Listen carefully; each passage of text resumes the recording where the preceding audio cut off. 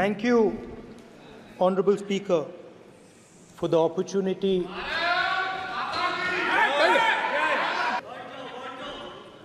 जय संविधान।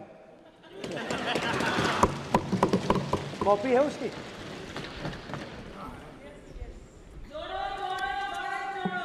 जय संविधान। इसकी हमने रक्षा की है। देश ने मिलकर संविधान की रक्षा की है और अच्छा लग रहा है अब कि हर 2-3 मिनट बीजेपी के लोग संविधान संविधान संविधान संविधान कह रहे हैं।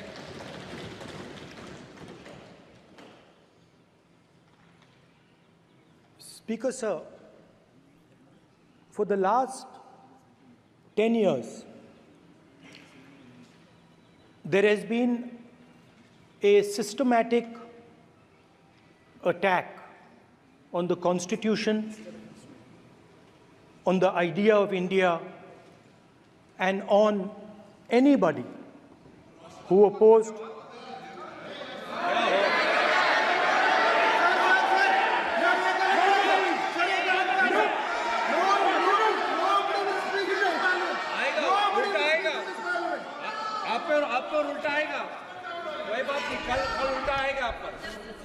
There has been just warming up right now. अभी वार्म अप हो रहा है। तो there was a systematic, full-scale assault on the idea of India, on the Constitution, and also on millions and millions of people who resisted the ideas being proposed by the BJP, who resisted the attack on the Constitution. Many of us personally were attacked. In fact, some of our leaders are still in jail. One of our leaders has just recently been released. Another one is still in jail. And not only the opposition, but anybody who resisted the idea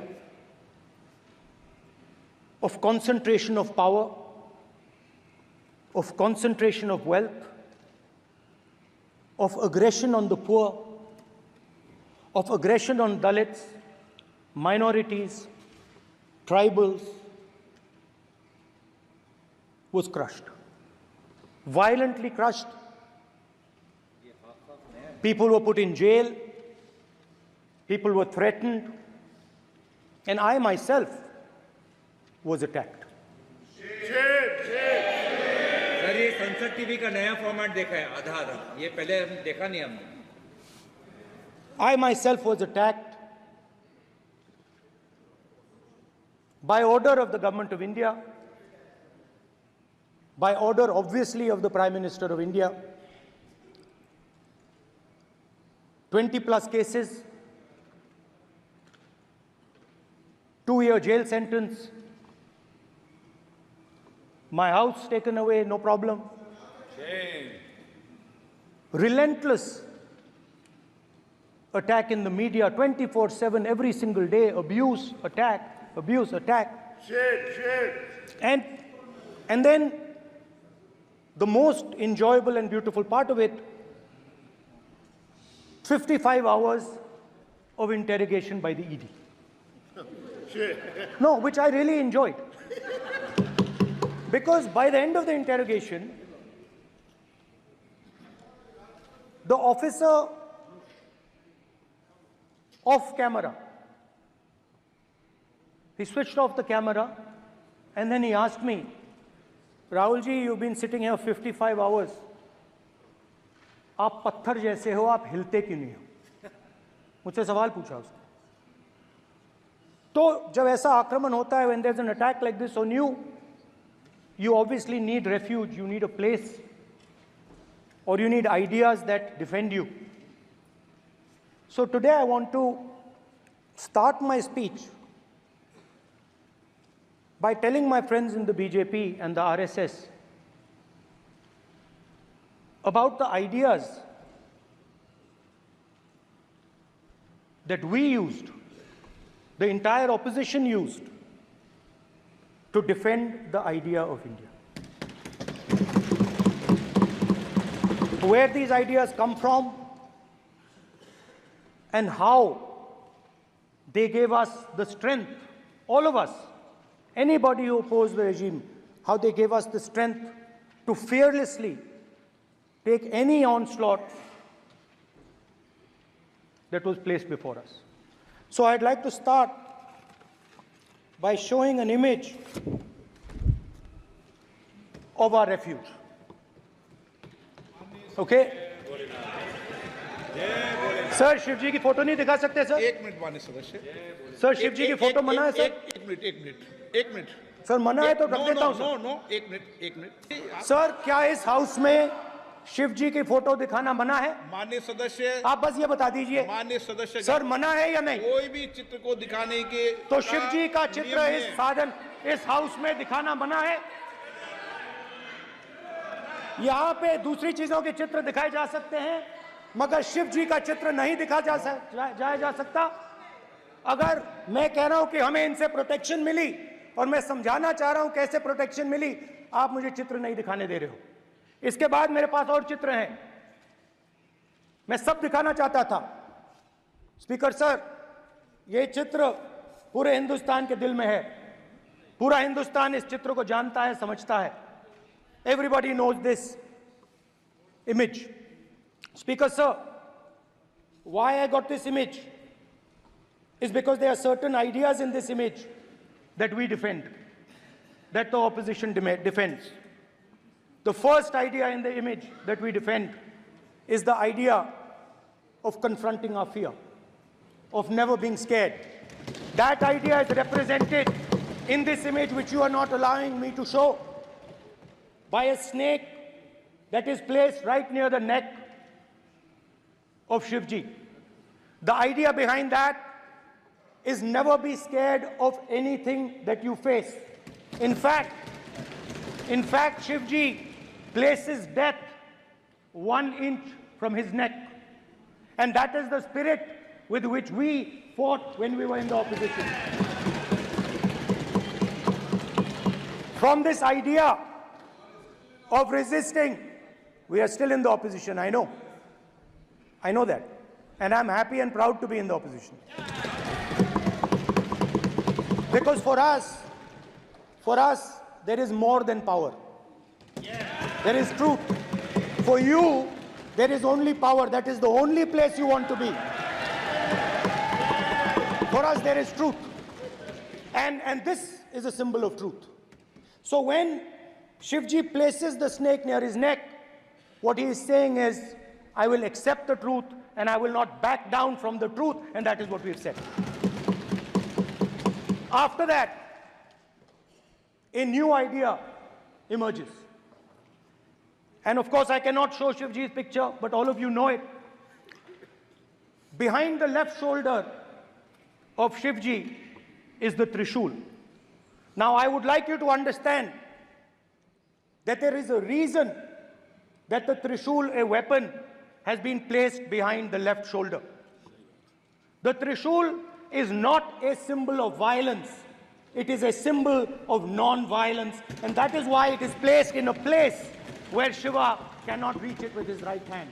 If it was a symbol of violence, it would have been held in his right hand like this. It is a symbol of non-violence. That is why it is placed behind his left shoulder. When we fought the BJP, we were not violent. When we defended the truth, there was not an ounce of violence in us. Now, there is a third idea, and a very powerful idea that emerges from the idea of truth, courage, and non-violence. And that idea, of course, it is a symbol that many of you hate, but that idea is the Abhay Mudra, the symbol of the Congress Party, which, as you can see, is also in this image. And Jai Mahadev. And what that Rajnath Singh ji is looking very surprised. And what that Abhay Mudra shows, it is the next step of the evolution of the idea of facing the truth, fearlessness, and ahimsa. Satya and ahimsa, as Mahatma Gandhi ji used to say. And the Abhay Mudra is the idea that it is not good enough to just keep this internal. It is not good enough to not be scared. It is not good enough to use non-violence. It is also important that you make others not scared, that you help others become fearless, that you help others become non-violent. So in a sense, the Abhay Mudra is a projection from Shivji to the rest of the world about these two ideas. Of course, these two ideas were used by us, all of us, when we fought the British. And they were put forth by Mahatma Gandhi. The Prime Minister, of course, who has a direct connection with God, speaks directly to God. Yes, the Paramatma speaks to Modi ji's Atma directly. Unlike with all humans, we are all biological. We are born, we die, but the Prime Minister is a non-biological being. And the Prime Minister says Gandhi is dead. And Gandhi was revived by a movie. I mean, can you understand the ignorance? That Gandhi is dead and a movie revived the father of the nation. No, Gandhi is not dead. Gandhi is alive. Now, another very interesting thing I noticed. Hanji. That is not your problem. That is not your problem. It is not none of your business. It is not none of your business. And there's another thing I noticed. That it is not just one religion that talks about courage. In fact, all our religions talk about courage. So, here is the religion of Islam. Congress party ने शिवजी की photo दिखा दी है, गुस्सा हो गए. अब देखिए. Please माननीय सदस्य आप तो इस्लाम में भी कहा गया है, मैं पढ़ता हूँ. एड्रेस इधर करें. He said, एड्रेस इधर करें माननीय सदस्य. हाँ जी, सॉरी. इस्लाम में भी लिखा गया है, कुरान में, the prophet, peace be upon him, said, God said, have no fear. I am with you, hearing and seeing. मतलब इस्लाम में भी कहा गया है कि डरना नहीं है. और जब इस्लाम में दुआ मांगी जाती है तो दोनों हाथ से, दाएं हाथ से अभय मुद्रा दिखाई देता है. उसके बाद गुरु नानक जी की ओर चलते हैं.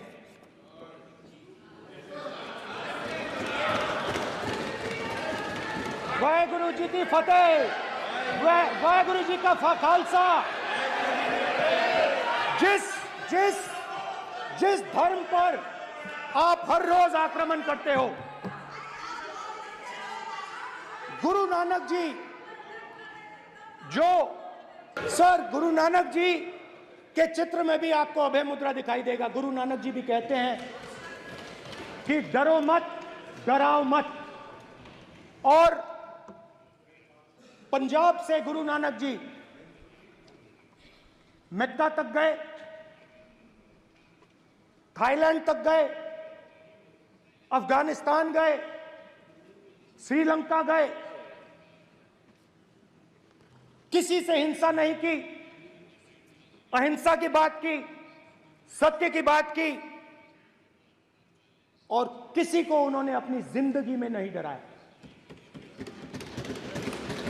उसके बाद जीसस क्राइस्ट की इमेज देखिए, उसमें भी आपको अभय मुद्रा दिखाई देगा. जीसस क्राइस्ट की इमेज में भी अभय मुद्रा. डरो मत, डराओ मत. और जीसस क्राइस्ट ने कहा कि अगर आपको कोई थप्पड़ मारता है तो दूसरा गाल दिखा दो। उसके बाद बुद्ध भगवान, अभय मुद्रा।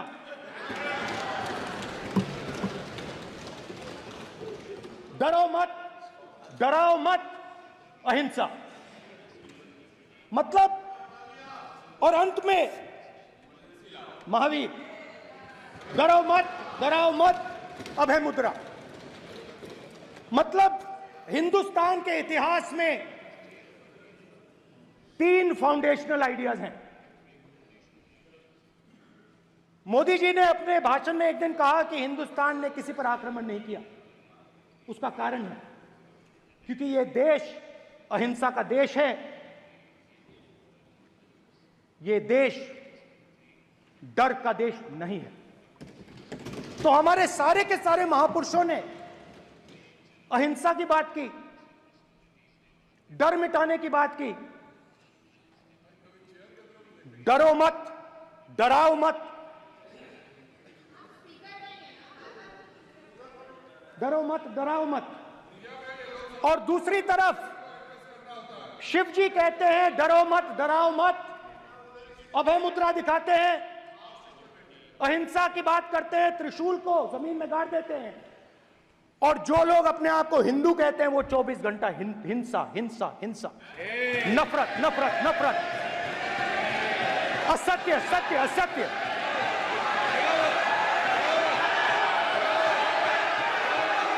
आप हिंदू हो ही नहीं।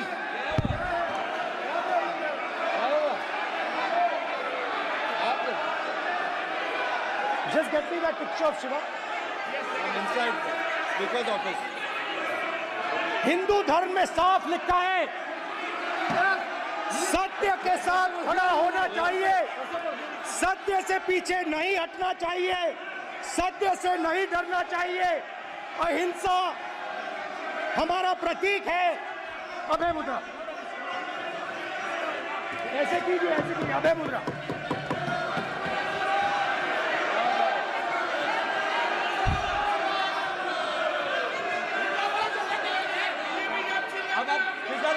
स्पीकर से कोई नहीं आएगा। Then Prime Minister will not speak. Then Prime Minister will not speak. Speaker की तरफ से कोई नहीं आएगा। This will happen here. Speaker If you are doing this, it will repeat again. भाई भाई भाई स्पीकर की तरफ से कोई नहीं आ रहा। माननीय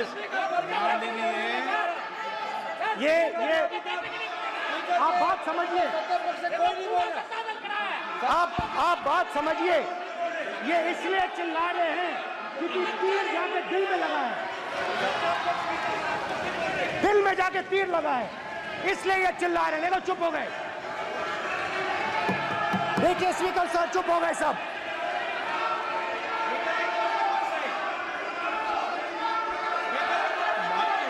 एक मिनट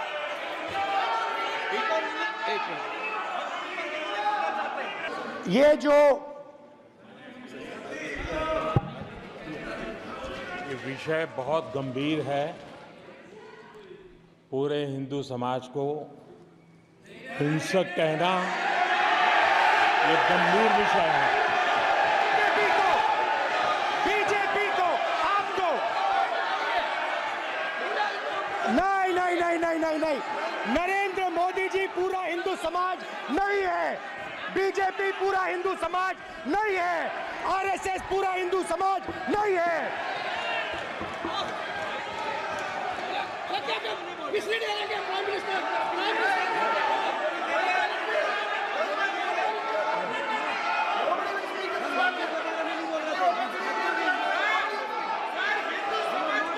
भूपेंद्र यादव जी, ये ठेका नहीं है बीजेपी का।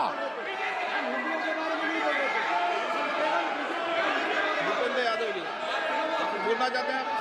ये सब हिंदू हैं यहाँ पे। अगर आप हिंदू धर्म के जो महापुरुष हैं, महापुरुष छोड़िए, अगर आप शिव जी को देखें तो क्या हो रहा है सर?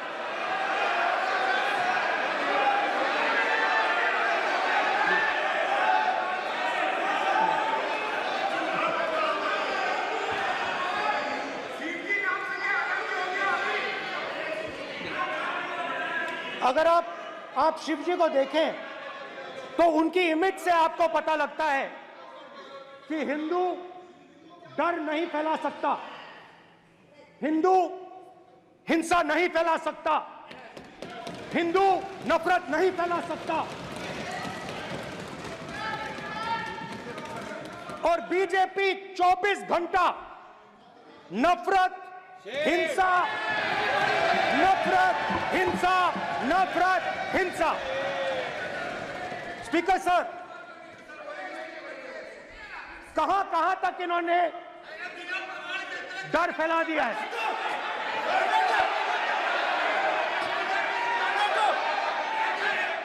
प्लीज प्लीज सर, कहां कहां तक इन लोगों ने डर फैला दिया? मैं आपको अयोध्या से शुरू करता हूं। सर नमस्कार। शाबाश। अयोध्या ने आपको मैसेज भेजा, अयोध्या ने राम भगवान। माइक दीजिए सर। हाँ सर, मेरा सवाल है सर, इस माइक का कंट्रोलर किसके हाथ में?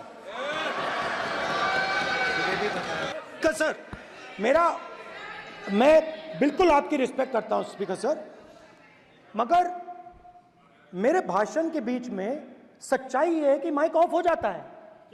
मैं क्या करूं, हो जाता है वो। अब आपने देखा मैंने अयोध्या शब्द यूज किया और माइक ऑफ हो गया। नो, अरे ये प्रधानमंत्री मोदी जी के टाइम में आधा आधा कह रहा है क्या? तो अयोध्या ने राम भगवान की जन्मभूमि, प्लीज ब्रदर, राम भगवान की जन्मभूमि ने बीजेपी को मैसेज दिया और ये आपके सामने मैसेज बैठे हुए हैं। मैंने इनसे पूछा, कल कॉफी पी, इनसे मैंने पूछा बताइए ये हुआ क्या? बीजेपी ने राम मंदिर का इनॉग्रेशन किया, बोलने दीजिए, राम मंदिर का इनॉग्रेशन किया। अरे भाई आप हार गए, उसको सहन करिए। नाम बोलने की कोई जरूरत नहीं है, मैं भाषण दे रहा हूं, आप नहीं दे रहे हो। मुझे बोलना है जो बोलना है, मुझे नाम लेने की कोई जरूरत नहीं, मुझे जो बोलना है मैं बोलूंगा। तो अयोध्या ने मैसेज दिया और मैंने इनसे पूछा कि हुआ क्या, और इनका जवाब आया। मैंने उनसे पूछा कि आपको कब पता लगा कि आप अयोध्या में जीत रहे हो, और आपने कहा पहले दिन से मुझे पता था। सही बात। और मैंने कहा ये क्या हुआ? उन्होंने कहा राहुल जी, अयोध्या में एयरपोर्ट बना, अयोध्या की जनता से जमीन छीनी गई और आज तक उन्हें मुआवजा नहीं मिला है। उन्होंने कहा, सही बात, उन्होंने कहा कि अयोध्या में जो भी छोटे छोटे दुकानदार थे, जो भी छोटी छोटी बिल्डिंग्स थी, उन सारों को तोड़कर गिरा दिया गया और उन लोगों को सड़क पर कर दिया गया। इन्होंने यह भी कहा कि अयोध्या के इनॉग्रेशन में अयोध्या की जनता को बहुत दुख हुआ, क्योंकि इनॉग्रेशन में अदानी जी थे, अंबानी जी थे, मगर अयोध्या का कोई नहीं था। और ये कारण था कि अयोध्या की जनता में, उनके दिल में नरेंद्र मोदी जी ने भय डाल दिया। उनकी जमीन ले ली, उनके घर गिरा दिए, और फिर अयोध्या के गरीब लोगों को, किसानों को, मजदूरों को मंदिर के इनॉग्रेशन तक नहीं जाने दिया। मंदिर के इनॉग्रेशन छोड़ो, उसके बाहर भी नहीं जाने दिया। और इसीलिए अयोध्या की जनता ने सही मैसेज भेजा। अच्छा, इन्होंने मुझे एक और बात बोली, 3 बार इन्होंने कहा कि 3 बार नरेंद्र मोदी ने टेस्ट किया, 2 बार क्या मैं अयोध्या से लड़ जाऊं? और सर्वेयर्स ने कहा अयोध्या में मत लड़ जाना, अयोध्या में मत लड़ जाना, अयोध्या की जनता हरा देगी। और इसीलिए प्रधानमंत्री वाराणसी गए और वहां बच के निकले।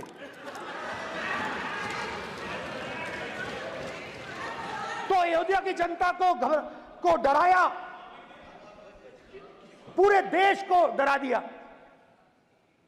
मैं आपको बताता हूं, आज सुबह में आया, राजनाथ सिंह जी ने मुस्कुरा के मुझे नमस्ते की, और मोदी जी बैठे हैं, मुस्कुराहट नहीं, सीरियस, नमस्ते भी नहीं करते, कहीं मोदी जी ना देख लें, प्रॉब्लम हो जाएगी। वही कहानी गडकरी जी की है, सच्चाई है। स्पीकर सर, आपने कहा कि डिबेट प्रेसिडेंट्स एड्रेस पे होनी चाहिए। ये जो मैंने किया है, अनुराग ठाकुर जी ने अयोध्या की बात की थी, अनुराग ठाकुर जी ने सनातन धर्म पर आक्रमण की बात की थी, इसीलिए मैंने ये किया है। मैं दिखाना चाहता हूं कि अयोध्या में क्या हुआ, अयोध्या की सच्चाई क्या थी। प्रेसिडेंट्स डिबेट में उन्होंने बात उठाई थी, मैंने बात बंद की। प्रधानमंत्री जी को अच्छी लगी अयोध्या के बाद अच्छी लगी, डर फैलाया और ऑपोजिशन का रिस्पांस एक साथ मिलकर भारत जोड़ो यात्रा, सारे के सारे ऑपोजिशन, पूरा देश एक साथ मिलकर कन्याकुमारी से कश्मीर तक चला। और जो आपने डर फैलाया, उसके बारे में यात्रा में बहुत कुछ सुनने को मिला। अभी तक याद है, सुबह 7 बजे 7-8 बजे की बात थी, यात्रा में चल रहे थे, एक महिला आती है, हमारे साथ चलती है, मेरा हाथ पकड़ती है और घबराई हुई सी थी। तो मैंने पूछा क्या हुआ, वो मुझे कहती है मुझे मार रहा है, मुझे मार रहा है।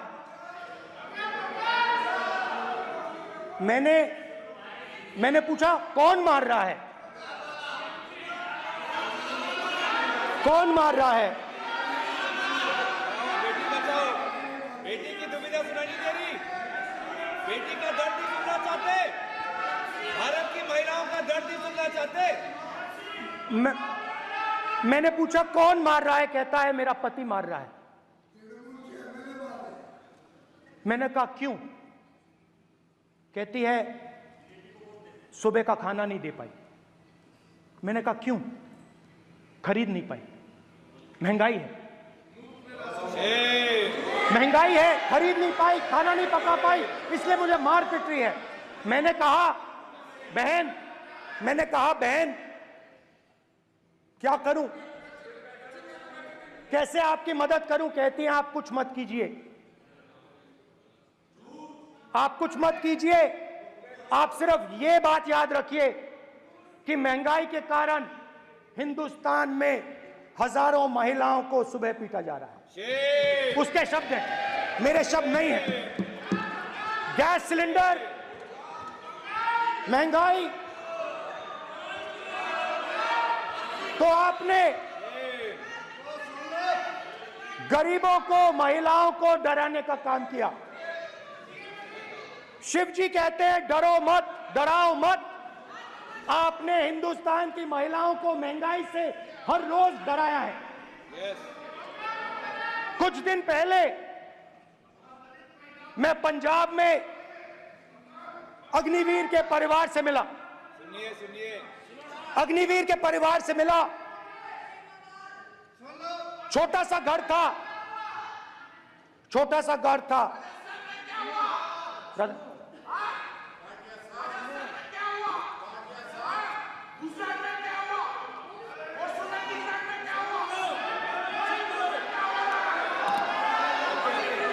स्पीकर सर,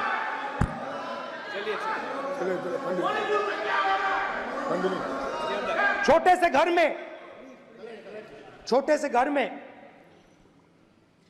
अग्निवीर शहीद हुआ, लैंडमाइन ब्लास्ट में शहीद हुआ।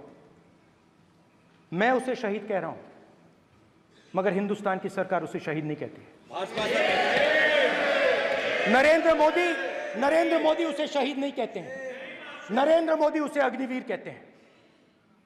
उस घर को पेंशन नहीं मिलेगी, उस घर को कॉम्पनसेशन नहीं मिलेगी, शहीद का दर्जा नहीं मिलेगा। और बेचारे बैठे हुए थे, 3 बहनें थी, एक साथ बैठी हुई थी, रो रही थी। आम जवान को पेंशन मिलेगी, जरूर दुख होगा, मगर हिंदुस्तान की सरकार आम जवान की मदद करेगी। मगर अग्निवीर को जवान नहीं कहा जा सकता। अग्निवीर यूज एंड थ्रो मजदूर है। और आप उससे कहते हो, उसको आप 6 महीने की ट्रेनिंग देते हो, 6 महीने की ट्रेनिंग देते हो। दूसरी तरफ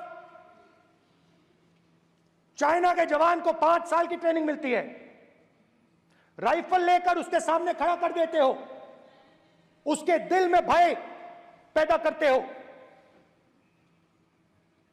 एक जवान और दूसरे जवान के बीच में फूट डालते हो कि एक को पेंशन मिलेगी, एक को शहीद का दर्जा मिलेगा, दूसरे को नहीं मिलेगा, और फिर अपने आप को देशभक्त कहते हो। ये कैसे देशभक्त हैं?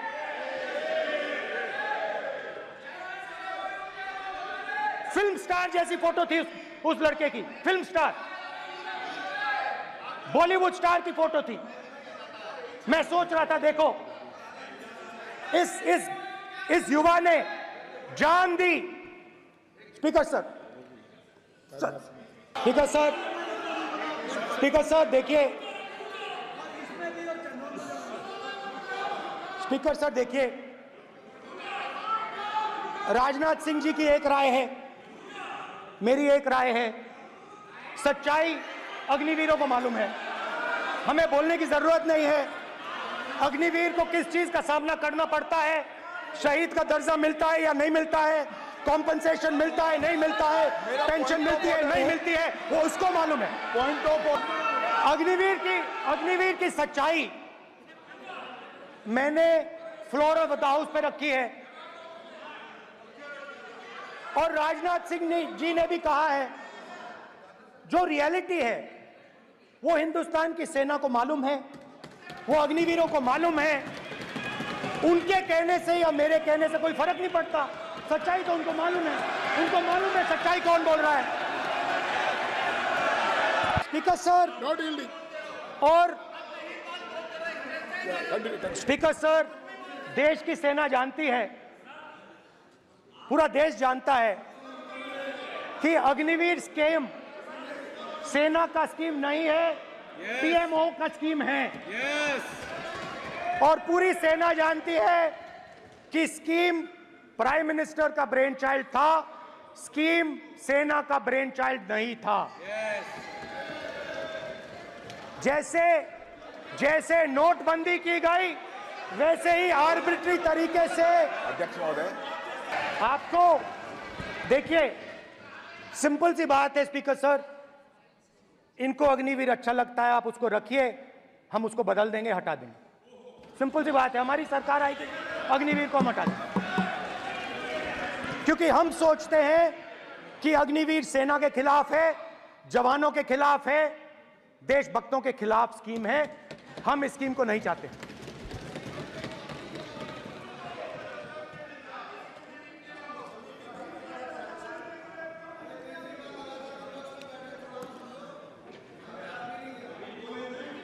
पहली बार हिंदुस्तान की हिस्ट्री में जनता से स्टेट्स छीने गए हैं। जम्मू कश्मीर लद्दाख से आपने पहली बार स्टेट छीना है। मणिपुर को आपने सिविल वॉर में डुबा दिया है। मणिपुर को आपने और आपकी योजनाओं ने, आपकी पॉलिटिक्स ने जला दिया है। और आज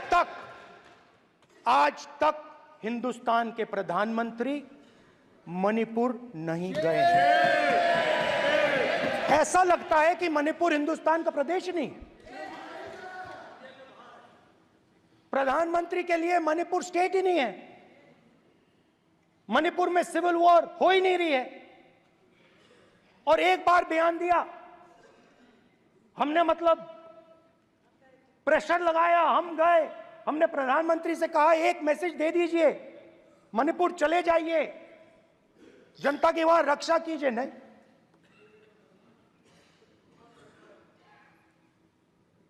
मैं वहां गया, कुकीज और मेहते से दोनों से मिला। आज तक नहीं, आंसर नहीं मिलेगा, मिल नहीं सकता। मणिपुर इनके लिए हिंदुस्तान का प्रदेश ही नहीं है। मणिपुर है ही नहीं, मणिपुर है ही नहीं, ना होम मिनिस्टर के लिए ना प्रधानमंत्री के लिए, है ही नहीं, एग्जिस्ट नहीं करता, वो है ही नहीं। ना प्रधानमंत्री जाएंगे बोलेंगे कुछ नहीं, जैसे कुछ नहीं हुआ वहां पे। मैं रिलीफ कैंप में गया, एक औरत कांपती हुई, रोती हुई मुझे कहती है कि मैंने अपनी आंखों के सामने, हाँ मैं औरतों की बात कर सकता हूं, एक भाई मैं कर सकता हूं, एक भाई कर्तव्य निभा रहा है। आप अपने संगठन में महिलाओं को नहीं डालते हो, मगर मैं औरतों की बात कर सकता हूं।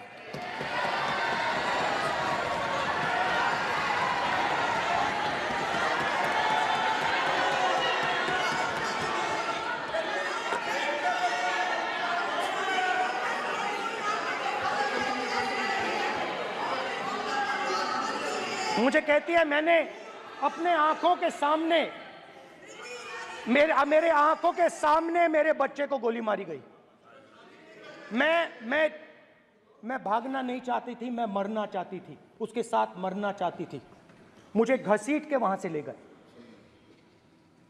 और फिर मेरे को अपने बच्चे की फोटो दिखाती है, कांपती हुई ऐसे फोटो दिखाती है। ये आपकी योजनाओं का नतीजा है। आपको शर्म आनी चाहिए।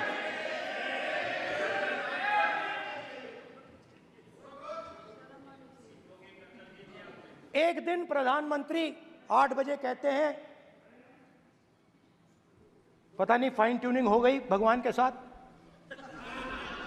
डायरेक्ट मैसेज भगवान, सर ने बोला है, सर प्रधानमंत्री ने ये बोला है, ये मैं नहीं बोल रहा हूं, प्रधानमंत्री ने बोला है कि मेरा डायरेक्ट कनेक्शन है भगवान के साथ। मैंने नहीं बोला, मैंने नहीं बोला। स्पीकर सर, मैं रिस्पेक्ट कर रहा हूं, ये प्रधानमंत्री के शब्द हैं, मेरे शब्द नहीं हैं। ये प्रधानमंत्री जी ने कहा है, पब्लिक में, मीडिया को कहा है कि मैं बायोलॉजिकल नहीं हूं, मेरा डायरेक्ट कनेक्शन भगवान के साथ है। मैं नहीं बोल रहा हूं, प्रधानमंत्री मोदी जी ने बोला है। तो पता नहीं उस टाइम 8 बजे भगवान का मैसेज आया होगा हिंदुस्तान, वही। मगर फिर श्री राम ने आपको दूसरा मैसेज दे दिया अयोध्या में। भगवान का मैसेज आया होगा, मोदी जी नोटबंदी कर दीजिए। नोटबंदी कर दिया, डायरेक्ट ऊपर से आया मैसेज, ऑर्डर आया खटाक।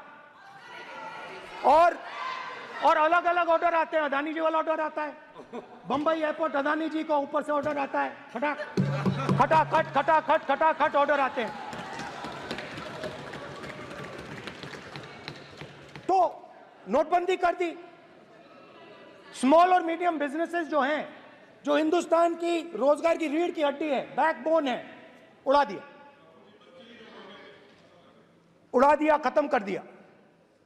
आज नतीजा यह है कि ये जो भी करना चाहे करें, हिंदुस्तान के युवाओं को रोजगार नहीं मिल सकता। Job creation backbone is broken. Finish, खत्म। नोटबंदी की, गलत जीएसटी लागू की, उड़ा दिया। अब मैं सोचता हूं, पहले मैं सोचता था ये पता नहीं कैसे हुआ, अब मैं समझता हूं कि ये अदानी जी, अंबानी जी जैसे लोगों के लिए किया गया। ये रास्ता साफ करने का तरीका था, रास्ता साफ करने का तरीका था। इनकम टैक्स डिपार्टमेंट उनके पीछे पड़ा रहता है। जीएसटी, डिमोनेटाइजेशन, 24 घंटा उनको तंग करते हैं। उनके कैश फ्लो को रिस्ट्रिक्ट करने की कोशिश करते हैं, कैश फ्लो को क्रश करने की कोशिश करते हैं कि वो परे हट जाएं और अरबपति उनकी जगह ले लें। आप किसी भी छोटे व्यापारी से पूछ लो, किसी भी स्मॉल मीडियम बिजनेस ओनर से पूछ लो, ये आपको बता देगा। गुजरात में मैं गया, टेक्सटाइल ओनर्स के साथ मेरी बात हुई, मैंने उनसे पूछा नोटबंदी क्यों हुई, जीएसटी क्यों हुई? साफ बोला अरबपतियों की मदद करने के लिए जीएसटी और नोटबंदी की गई है। नरेंद्र मोदी जी अरबपतियों के लिए काम करते हैं, सीधी सी बात। मैं जाता रहता हूं और आपको गुजरात में हराएंगे इस बार।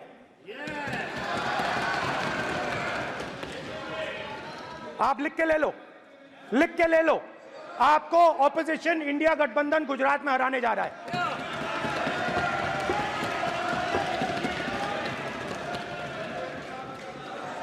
किसानों को डराने के लिए लैंड एक्विजिशन बिल जो हम लाए थे, उनकी जमीन की रक्षा करने के लिए, उनको सही कॉम्पनसेशन देने के लिए, उसको आपने खत्म कर दिया। यहां कोशिश की, कर नहीं पाए तो स्टेट्स में खत्म कर दिया।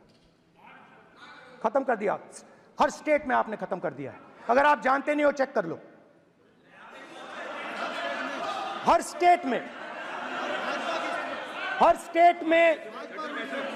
हर भाजपा की स्टेट में खत्म कर दिया। तो किसानों को जो हमने लैंड एक्विजिशन बिल तैयार किया था, सही मुआवजा दिलाने के लिए, उसको आपने रद्द किया।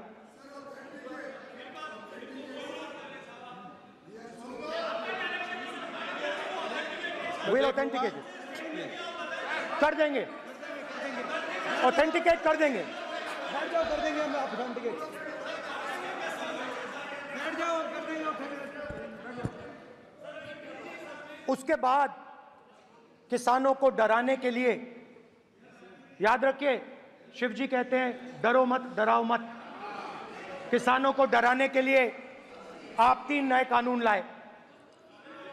प्रधानमंत्री ने उनसे कहा कि ये आपके फायदे के कानून हैं। सच्चाई थी कि वो अदानी जी, अंबानी जी के फायदे के कानून थे। हिंदुस्तान के सारे किसान खड़े हो जाते हैं। आज तक सड़क ब्लॉक है। अगर आप वहां जाएंगे, आज तक आपको दिखेगा कि वो सड़क जिस पे किसान आए थे, वो आज तक बंद पड़ी हुई है। हरियाणा में 2 जगह किसान खड़े हो गए, कहते हैं नहीं, ये हमारा नहीं है। आप हमारी मेहनत का फल छीनना चाहते हो, हम इस बात को एक्सेप्ट नहीं करेंगे। आप उनसे बात नहीं करते, आप उनको कहते हो, आप बात नहीं करते।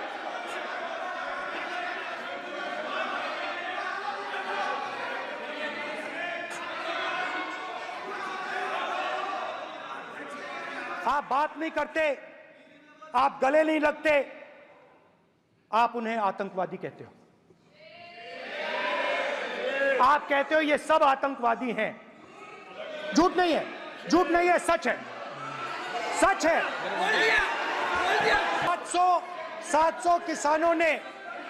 700 किसान शहीद हुए।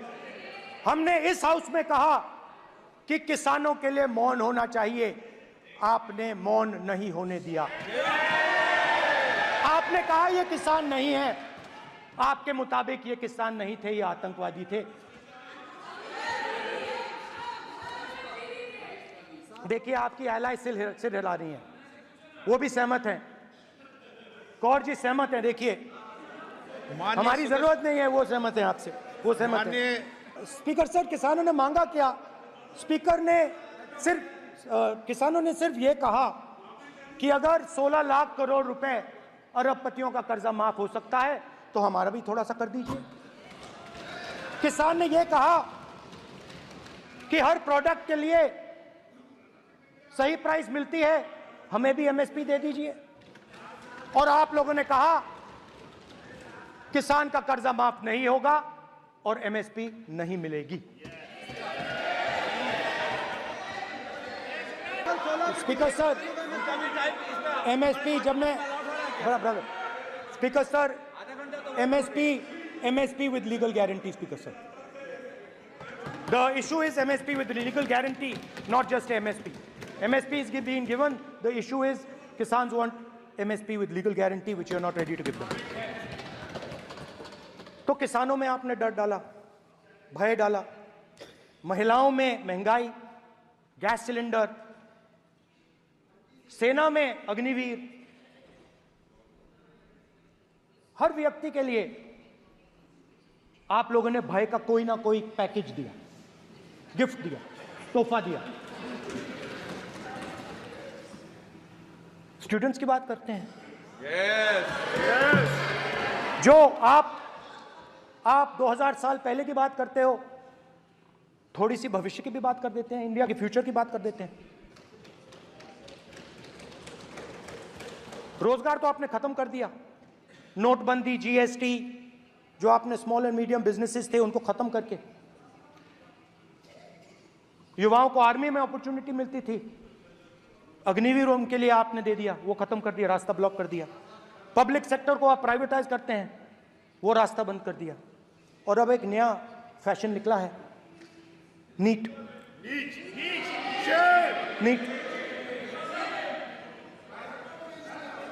प्रोफेशनल एग्जाम्स को आपने कमर्शियल एग्जाम्स में बदल दिया है। NEET is not a professional exam, NEET is a commercial exam. NEET में एक स्टूडेंट टॉपर हो सकता है, एक्सीलेंट स्टूडेंट हो सकता है, मगर अगर उसके पास पैसा नहीं है, मेडिकल कॉलेज में नहीं जा सकता। सिंपल सी बात। नीट का पास मार्क 22% है। वो पूरा का पूरा एग्जाम, सर एजुकेशन मिनिस्टर पूरा का पूरा एग्जाम अमीर बच्चों के लिए बनाया गया है। कोटा में पूरे के पूरे एग्जाम को आपने सेंट्रलाइज किया। हजारों करोड़ रुपए बन रहे हैं, हजारों करोड़ रुपए बन रहे हैं। और कमर्शियल पेपर जो आपने बना रखे हैं, कमर्शियल एग्जाम्स, 7 साल में 70 बार पेपर लीक। प्रेसिडेंट्स एड्रेस में ना नीट की बात होगी, ना अग्निवीर की बात होगी, ये बातें नहीं होंगी। और हमने कहा, हम स्पीकर सर, हमने कहा कि एक दिन का डिस्कशन अलाउ कर दीजिए। हम आपके साथ खड़े होकर इसको रिजॉल्व करना चाहते हैं। इंस्टीट्यूशनल फेलियर है, हम आपकी मदद करना चाहते हैं, रिजॉल्व करना चाहते हैं। सरकार कहती है नहीं, डिस्कशन नहीं होगा, भविष्य का डिस्कशन हो ही नहीं सकता।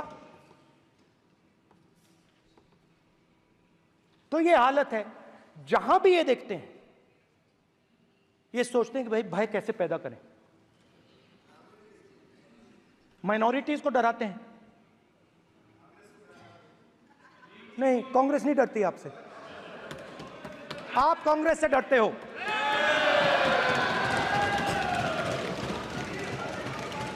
हिंसा, नफरत, माइनॉरिटीज के खिलाफ, मुसलमानों के खिलाफ, सिखों के खिलाफ, क्रिश्चियंस के खिलाफ। और माइनॉरिटीज ने क्या किया? माइनॉरिटीज ने क्या किया? हर स्फीयर में हिंदुस्तान को रिप्रेजेंट करते हैं, नाम रोशन करते हैं। पत्थर जैसे हिंदुस्तान के साथ एक साथ खड़े हैं, देशभक्त हैं। और आपने सारे के सारे माइनॉरिटीज पर आक्रमण किया, उनके खिलाफ हिंसा, नफरत फैलाई।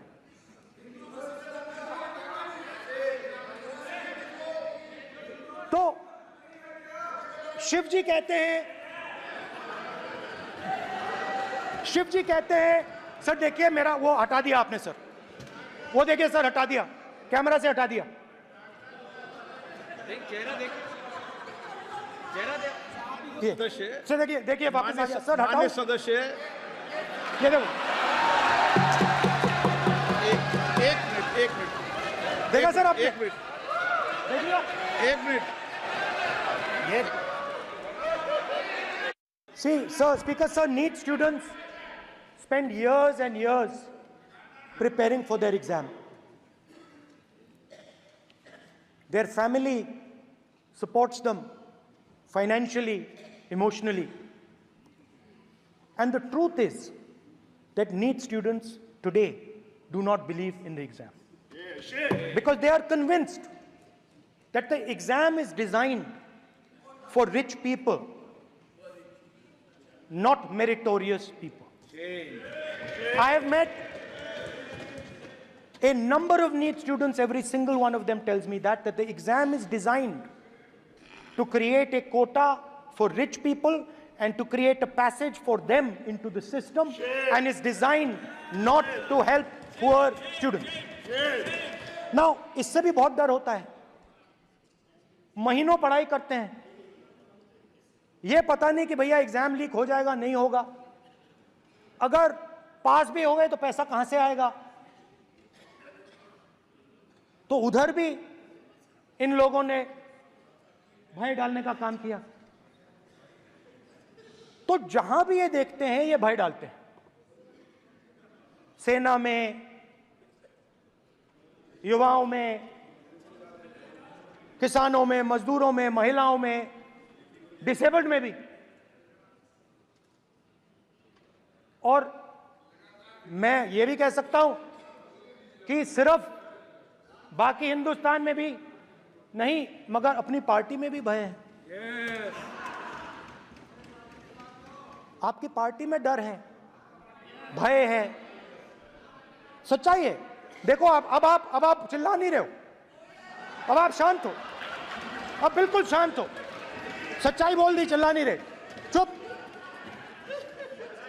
क्योंकि आपकी ट्यूनिंग डायरेक्टली प्रॉब्लम क्या है, आप चिल्ला भी नहीं सकते क्योंकि कनेक्शन नहीं। सर मैं बोल रहा हूं सर, समझा रहा हूं, स्ट्रक्चर बोल रहा हूं। ये कांग्रेस पार्टी में बोल रहे थे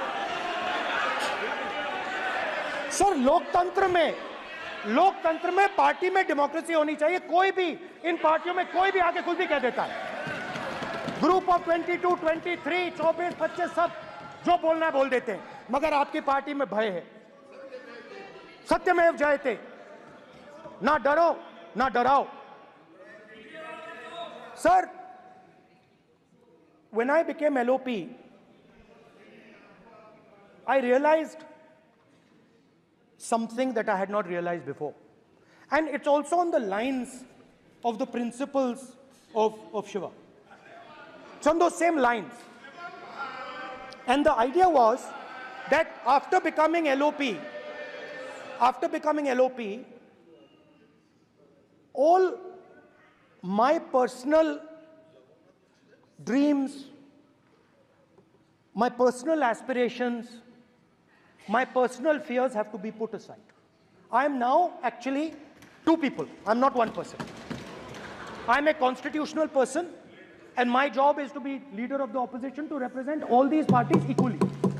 In fact, I don't just represent the Congress party, I represent every single party. And I have to treat every single party with love and affection. So when Hemant Soren ji is in jail or Kejriwal is in jail, it should disturb me, it should hurt me. Yes. Yes. When you unleash your agencies on these political people, it is our job to defend them. Yes. Because there is a constitutional person and an individual. And what Shivji is saying is that when you are a constitutional person, the individual should die. The individual's aspirations, the individual's dreams should die. And you should become the voice of the people. Yes. Meaning that you should have no fantasies, no dreams, nothing. The perfect public representative is one who is actually dead. That is what Shivji is saying. You understand? Now, Speaker sir. Speaker sir, now, my advice.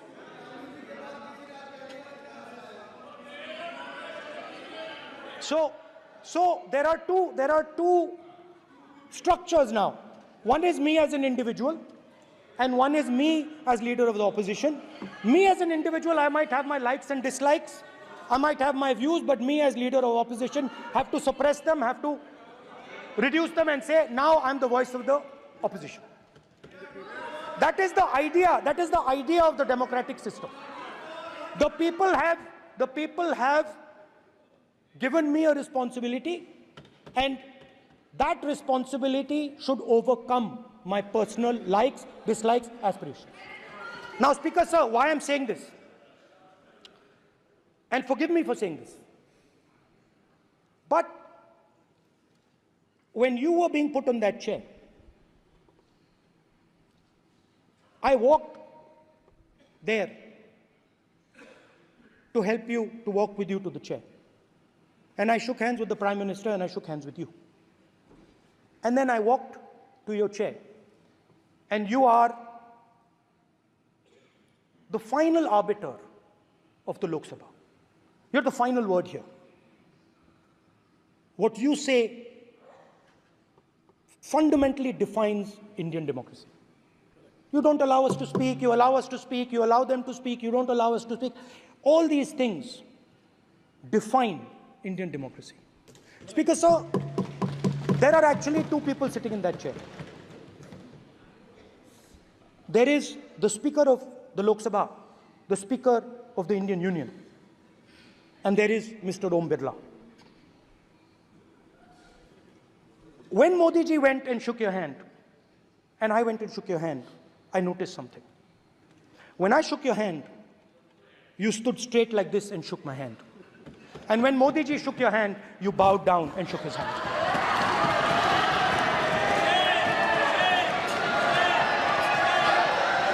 ये आसन के सामने आरोप है।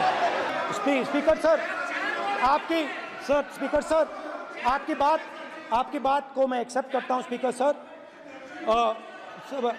Speaker sir, आपकी बात को respectfully बैठिए ना। स्पीकर सर, मैं आपकी बात को रिस्पेक्ट करता हूं, मगर आपको कहना चाहता हूं कि इस हाउस में स्पीकर से कोई बड़ा नहीं होता। स्पीकर सबसे बड़ा है, हम सबको स्पीकर के सामने झुकना चाहिए। और मैं आपके सामने झुकूंगा, और सारा का सारा ऑपोजिशन आपके सामने झुकेगा। ये लोकतंत्र है स्पीकर सर। आप इस हाउस के लीडर हैं, आपको किसी के सामने नहीं झुकना चाहिए। कस्टोडियन है, नेता प्रधानमंत्री है, स्पीकर को आप speaker is the last word. Speaker is अध्यक्ष and is the last word. अंत में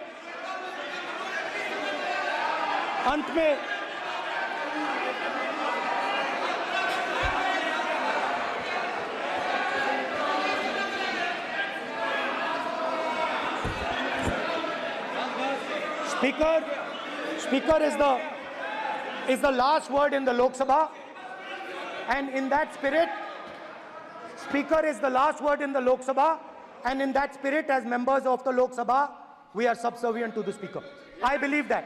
Yes. Now, there might be people in this room who think they are not, but I think the entire opposition believes that we are subservient to you, sir. And we will listen to what you say, and we will bow in front of you. But the only thing I request, Speaker, sir, is it is important that there is fairness in this house. Yes, yes. Now, I gave a speech, Speaker, sir, and it was interrupted throughout. Yes. Now, this time is going to be taken away from my colleagues. And I think that is unfair. Finally, I'd like to say that the principles that allowed us to fight are in our traditions. Truth, courage, non-violence. and they're in all our religions. And what you have come to represent today is untruth, a complete lack of courage, and violence. And my recommendation to you, if you take it, this country has a government and you are the government. And you are, whether we like it or not, you are the government of India. Elected by the people. And I agree to that. But I would say to you that as individual members, as the cabinet, you do not spread fear in this country. That you do not spread hatred in this country. That you listen to the farmers of this country, you listen to the students of this country. When the opposition says to you, let's have a debate for one day, have it. It's not going to harm anybody. They're going to love you for it. The students of India are going to say, we love the government because they allowed us our voice, they let us speak for one day. So, do not spread hatred. Do not spread violence. Do not be fearful. Even the BJP members here, even the cabinet members, do not be fearful. You have a constitutional position. You are individuals and then you have a constitutional position. Rajnath Singh ji is an individual and he's the Defense Minister of India. And that is the way this country has to be run. And we as the opposition, don't take us as your enemies. We are not your enemies. We are here, we are sincerely here to make your work easier, as long as you follow the basic principles that we have stated. And these principles are Shivji's principles. They are the principles of Shivji. Har Har Mahadev, you can say. To make the government. This is basically what I have explained here today is the concept of Indian leadership in all religions. Respect, affection, ahimsa, and always standing up for the truth. And I'm more than happy, all of us are more than happy to discuss anything you want without being nasty, without being aggressive, anything you want, we are ready to discuss. So please let us work together to take this country forward. You are the government. We have to accept that. You got 240 seats. So I congratulate you on that. At least accept it. Accept to kar lijiye. They're not happy. They're not happy. Not happy. They're not happy. Okay, you're not happy. So I would say we want to both work for this country. Work with the spirit of bravery. Work without violence. Work without hatred. Thank you.